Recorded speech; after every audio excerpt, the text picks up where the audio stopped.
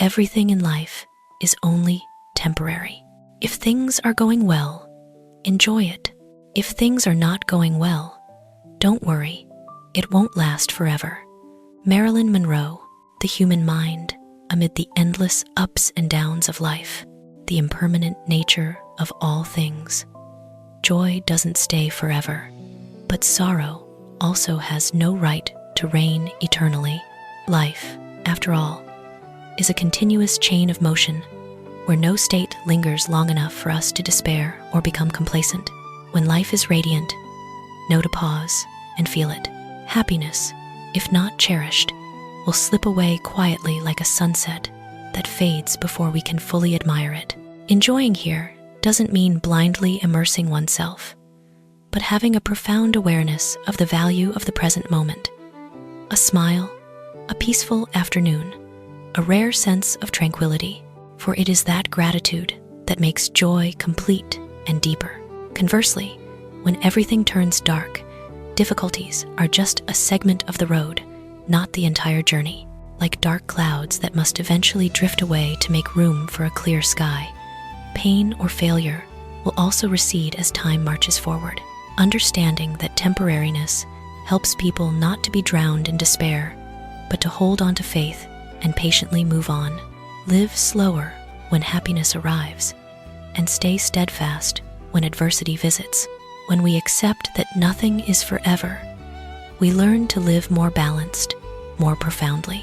It is that understanding that helps people find serenity in their souls, so that whether at the peak or the depths, we remain clear-headed and strong enough to complete the journey called life. The purpose of life is to live it, to taste experience to the utmost, to reach out eagerly and without fear for newer and richer experience. Eleanor Roosevelt. Living is not just breathing through the days, but living with full emotions, awareness, and choices. Life is likened to a river that never stops flowing. If we only stand on the bank observing, the water still passes, but we never know its cold, its warmth, or its pull. Only when we plunge in, touching each moment, do we truly accumulate experience, that intangible but enduring asset beyond any material wealth. Aspiration and reaching out are the engines that prevent life from being trapped in outdated loops. Like a bird not born to perch forever on a branch, humans are not created to live in absolute safety. Challenges, though sometimes appearing as failure or pain, are precisely the doors opening to richer, deeper experiences. Each time we step out of the familiar zone, we expand our own boundaries, learning to understand life and people through more multifaceted eyes. Allow yourself to aspire, dare to experiment, for the meaning of life doesn't lie in a perfect destination, but in the colorful journey we've traversed. When people dare to live fully with what life offers, both the sweet and the thorny, life naturally becomes richer and more worthwhile. It is in that process of living fully that we find the deepest satisfaction, being ourselves, growing day by day through experience. He who does worthless things but thinks he is doing great things will never do anything great. Lao Tzu, a very real corner of human nature. The illusion about one's own value. Here, the danger doesn't lie in starting from small things, but in convincing ourselves that those trivial matters are already grand enough to stop. Like someone standing before a mountain but only picking up a few pebbles at the base and deluding themselves that they've conquered the peak. That complacency invisibly locks away all potential for rising. Greatness doesn't arise from empty actions painted with self-praise, but is formed through genuine effort, silent labor, and ceaseless self-improvement. Worthless things, even dressed in the glittering coat of self-deception, remain mere shadows without depth. When people are engrossed in nurturing illusions of success, they lose the ability to self-reflect, doubt, and learn. The core elements for true growth forces us to be humble before our own journey. Only when we dare to admit that what we're doing may still be small, not enough, do we open the door to greater things.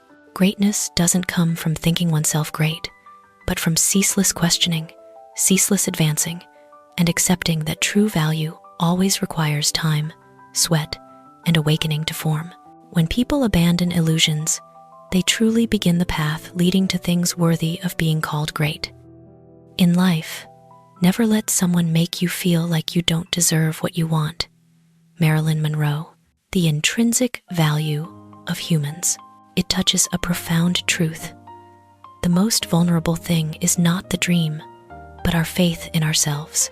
In the journey of life, there will always be skeptical eyes, unintentional or intentional words that make us hesitate, causing us to doubt that our aspirations are too big, too far, or not meant for us. But in reality, no one has the right to price another's dreams.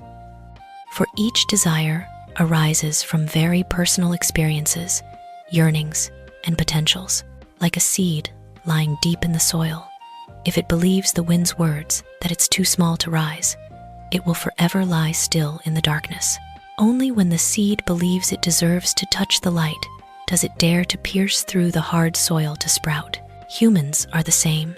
What we yearn for is not an unreasonable demand, but often the silent call of untapped potential.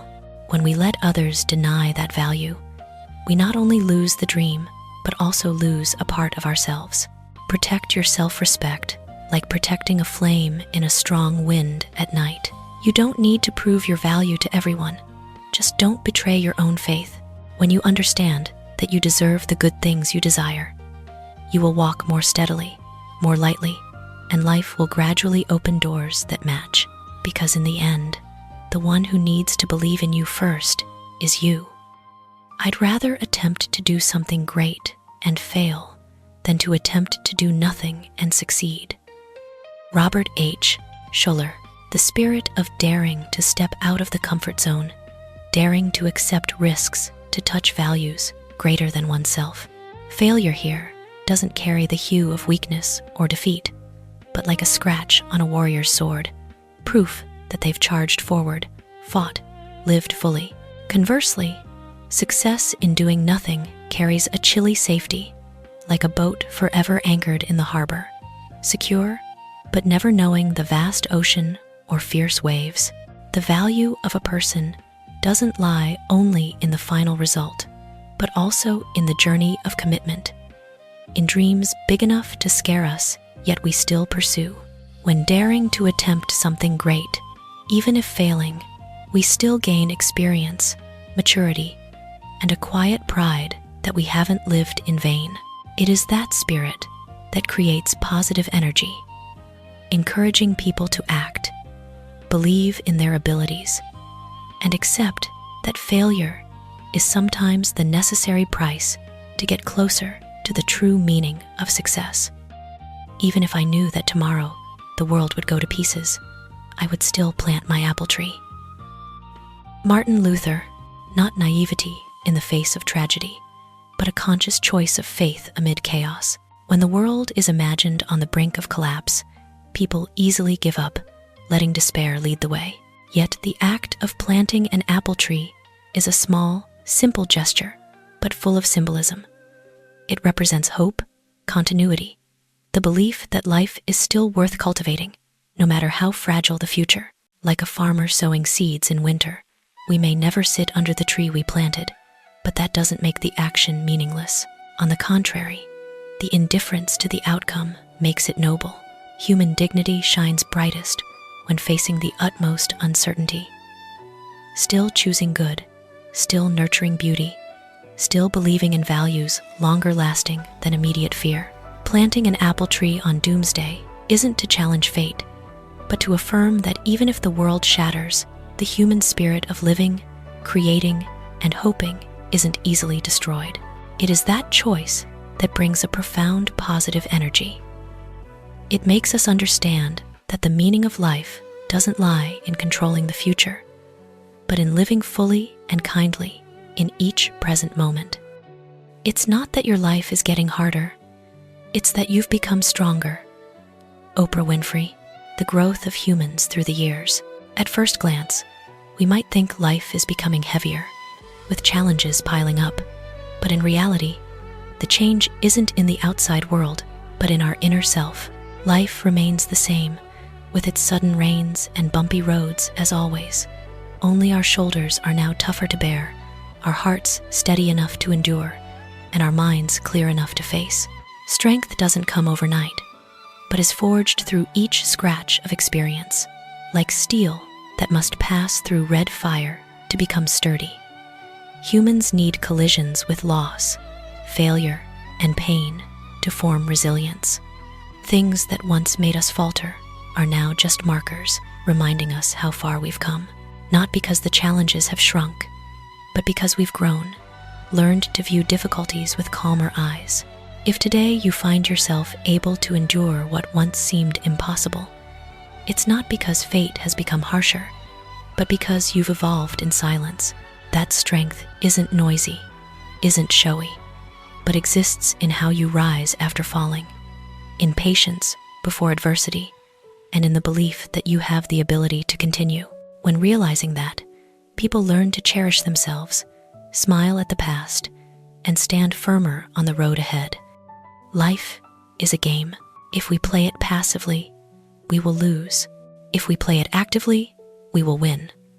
Tony Robbins, The Journey of Human Life.